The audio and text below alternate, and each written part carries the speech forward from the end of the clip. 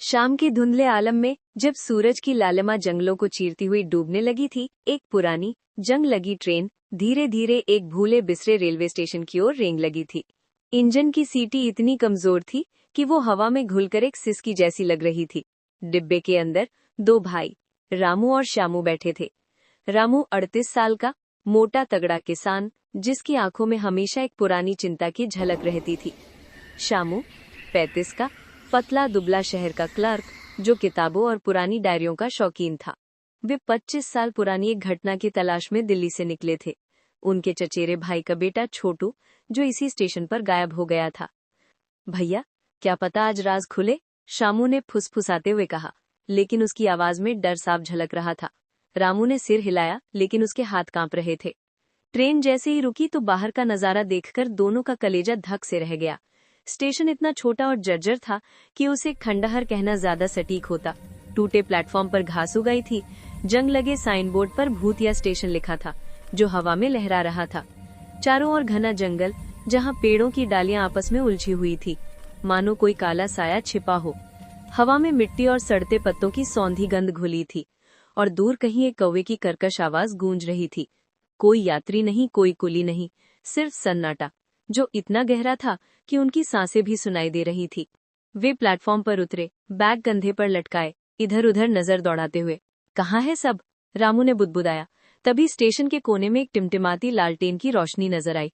वहां एक छोटी सी चाय की दुकान थी, लकड़ी का पुराना ठेला जिस पर चूल्हा जल रहा था।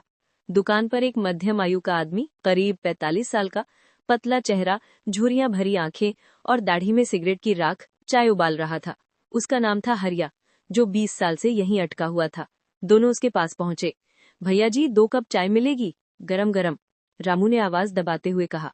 हरिया ने बिना मुंह उठाए चाय उंडेली, लेकिन उसकी आंखों में एक चालाक चमक थी। चाय की कड़वाहट उनके गले में उतरते ही बातें शुरू हो गई।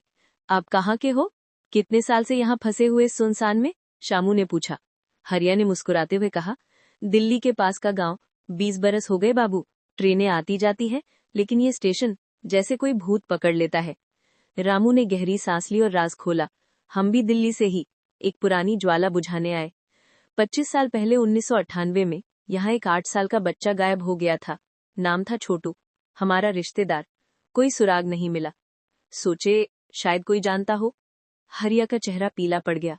चाय का कप उसके हाथ से फिसला, लेकिन वो संभाल लिया। हाँ, वो तो याद है। छोटू बेचारा खेलते खेलते गायब। उसके जूते, अरे मेरे पास अभी भी पड़े हैं, आओ दिखाता हूँ। लेकिन डरना मत। वो उन्हें अपनी छोटी सी कोठरी में ले गया, एक अंधेरी नम जगह, जहां दीवारों पर मकड़ी के जाले लटक रहे थे और हवा में सड़न की बू आ रही थी। हरिया ने एक जंग लगे संदूक को खोला। अंदर धूल भरी एक जोड़ी छोटे छोटे जूते थे, लाल रंग के, घिसे हुए, लेकिन साफ दिख रहे थे कि वो छोटू के ही थे। रामू ने जूते छुए तो उसके हाथ सुन्न हो गए। ये कैसे? श्यामू की आवाज कांप रही थी। हरिया ने फुसफुसवाया। ट्रेन के नीचे मिले थे, खून के धब्बे थे, लेकिन लाश कभी नहीं मिली। बच्चा जैसे हवा में उड़ गया। वे वापस दुकान पर लौटे। चाय ठंडी हो चुकी थी। रामू ने गला साफ किया। हरिया भैया, इसकी जड़ तक जाना है। कोई रास्ता, कोई गवाह? हरिया ने इशारा किया, दूर एक बड़े पत्थर पर, जहां एक बूढ़ा आदमी बैठा था। वो देखो, बाबा कालू, 85 का होगा। इस स्टेशन का भूत है वो, सब जानता है। लेकिन सावधान बाबू, वो बातें करता है, लेकिन आंखों में आग है। जितना मैं जानता सब बता दिया, बाकी भाग्य।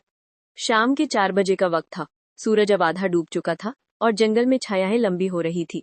हवा ठंडी पड़ने लगी थी, जैसे कोई अदृश्य हाथ छू रहा हो। वे बाबा कालू के पास पहुंचे। वो बूढ़ा, लंबी सफेद दाढ़ी, फटा कुर्ता, आंखें बंद करके बैठा था, जैसे ध्यान में डूबा हो। रामू ने राम राम कहा। श्यामू ने पैर छुए। बाबा ने आंखें खोली, लाल गहरी, जैसे कुएं। बैठो बेटा, हवा ने तुम्हारा राज सुना लिया है। क्या जानना है? उन्होंने पूरी कहानी सुनाई। छोटू का खेलना, गायब होना, जूते मिलना। वो जिंदा है या मर गया? कहाँ गया? रामू की आंखें नम थी। बाबा कालू ने हंसी, एक ठंडी गूंजती हंसी।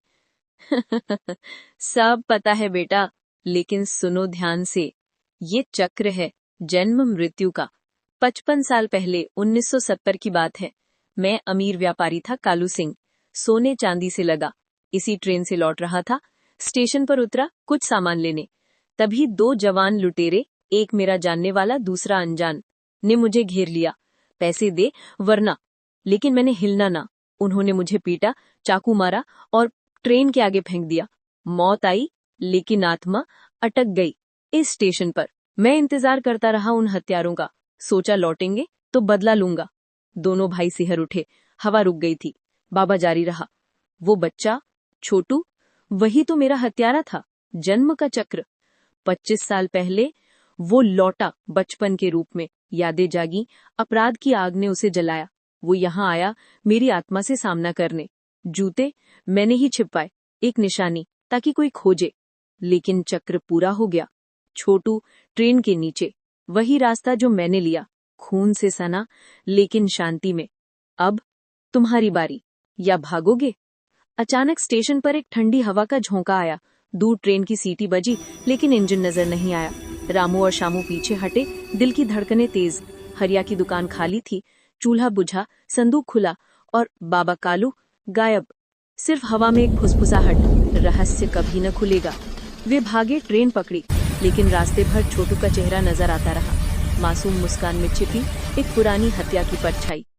क्या वो स्टेशन वाकई भूतिया था या सिर्फ कर्म का चक्र? आज भी उस सुनसान जगह पर रातें चाय की महक और जूतों की खटखट से गूंजती हैं।